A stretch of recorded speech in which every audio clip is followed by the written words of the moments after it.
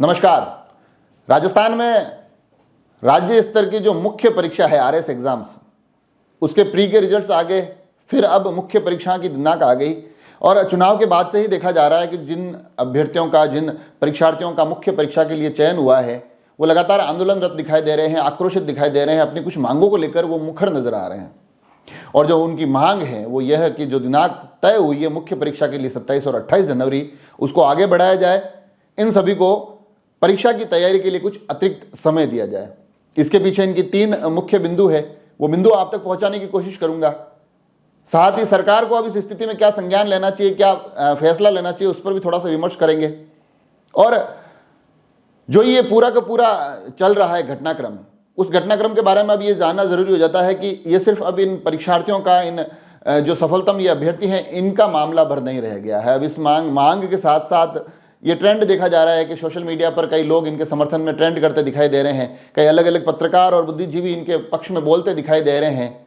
जो कई विधायक इस विधानसभा में पहुंचे हैं उनमें से भी बड़ी संख्या ऐसी है जो इनके लिए कई पत्र लिख चुके हैं, सरकार को इस फैसले पर पुनर्विचार के लिए आग्रह कर चुके हैं, कह रहे हैं कि इन तिथियों को बदला जाना चाहिए।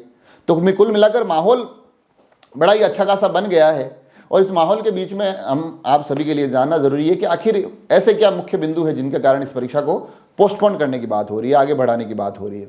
3 मुख्य बिंदु निकल कर आ रहे हैं। उसमें जो पहला बिंदु है, हालांकि ये 3 बिंदु अलग से हैं, बाकी एक बिंदु तो लगातार कहा ही जा रहा है कि जो एग्जाम्स की प्री और मुख्य परीक्षा के बीच का समय है, इतना पर्याप्त समय नहीं मिला, ये तो मुख्य कारण नहीं है, मगर इससे इतर 3 जो अलग अलग बातें निकल कर आ रही है। उसमें जो पहला कारण निकल कर आ रहा है प्रिंटिंग प्रेस को लेकर। आपको पता होगा कि पिछली जो सरकार थी उसमें पेपर लीक लगातार हुए और भारतीय जनता पार्टी ने उसको बड़ा मुद्दा बनाया था। लगातार वो कहते रहे कि पेपर लीक के खिलाफ हम कड़ी कार्रवाई करेंगे। और ये जो पेपर लीक की प्रक्रिया हो रही थी, इसमें सिर्फ पेपर लीक में जुटे हुए मास्टरमाइंड या फिर आरपीएससी से जुड़े हुए लोगों तक ही चीज़ें सीमित नहीं थी।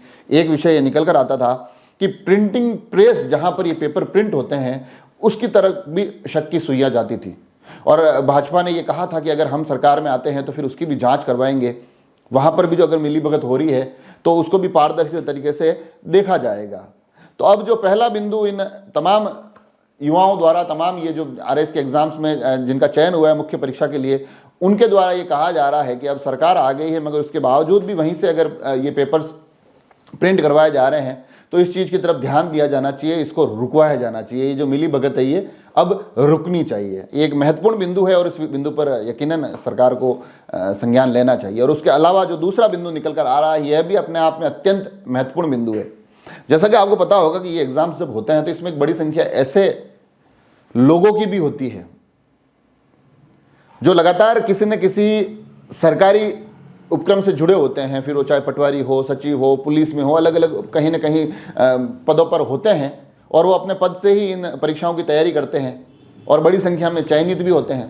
तो उन तमाम लोगों का ये कहना है, क्योंकि बीच में चुनाव थे तो चुनावों की भागादौड़ी में, चुनाव में उनकी ड्यूटियाँ लगती है, तो उन ड्यूटियों की, उन दायित्वों की जिम्मेदारी के कारण उनको इतना पर्याप्त समय नहीं मिला कि वो मुख्य परीक्षा की तैयारी कर सके। तो ऐसे में जो ये चुनाव का जो दौर था, उस दौर को देखते हुए, उनकी जो तमाम दायित्व जो निभा रहे थे, उन दायित्वों को देखते हुए उनको अतिरिक्त समय दिया जाना चाहिए। एक वाजिब कारण यह भी निकल कर आता है।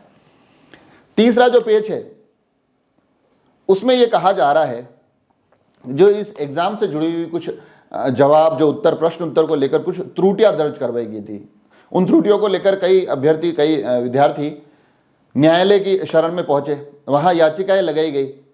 तो अब उनका कहना है कि अगर ये मुख्य परीक्षा हो जाती है और उसके बाद अगर कोर्ट अपना फैसला देता है तो फिर उसका कोई विशेष हमें लाभ नहीं मिलेगा। हम चाहते हैं कि पहले कोर्ट अपना फैसला दे दे, उन याचिकाओं का निस्तारण हो जाए, वो जो त्रुटियां हैं जिनको लेकर याचिका लगाई गई वो बिल्कुल स्पष्ट हो जाए, उसके बाद आगे की परीक्षा की कार्रवाई की जानी चाहिए।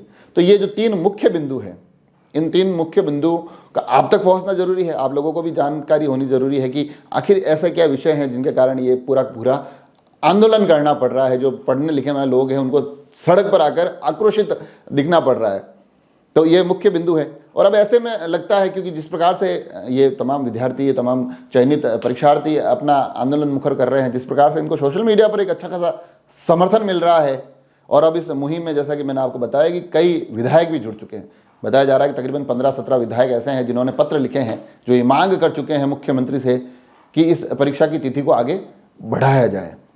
तो अब ऐसे में लग रहा है कि सरकार इस पर गंभीरता से विचार कर रही है। और इसमें से भी जो एक दो महत्वपूर्ण बिंदु है, प्रिंटिंग प्रेस वाला, जो सरकार ने जिस दम पर जिन बातों को कहते हुए इस सत्ता में आई हैं, उन पर तो गंभीरता से विचार होना ही चाहिए। और चुनाव के दौरान ड्यूटी वाला भी एक बड़ा ही वाजिब कारण है। तो सरकार को ऐसी स्थिति में इन तमाम चयनित लोगों को अतिरिक्त समय देना चाहिए। इसमें ज़्यादा कोई सोच विचार जैसी स्थिति दिखाई नहीं देती है।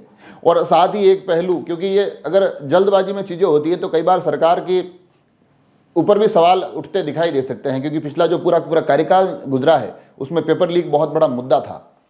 तो ऐसे में सरकार इन परीक्षाओं को लेकर अगर किसी प्रकार की कोताही बरतती है, अगर यहाँ कुछ चीज़ें अनसुनी रह जाती है, तो फिर इनकी भी जवाबदेही पर कुछ प्रश्न खड़े होंगे। तो ऐसी स्थिति में लगता है कि जो मुख्य बिंदु 3 निकल कर आते हैं, उनको देखते हुए सरकार को इन तमाम चयनित लोगों की बातों पर थोड़ा सा गौर से विचार करना चाहिए। जो संकेत मिल रहे हैं उससे भी अंदाजा होता है कि शायद आवाज़ों को सुन लिया जाएगा, दिनांक आगे बढ़ जाएगी।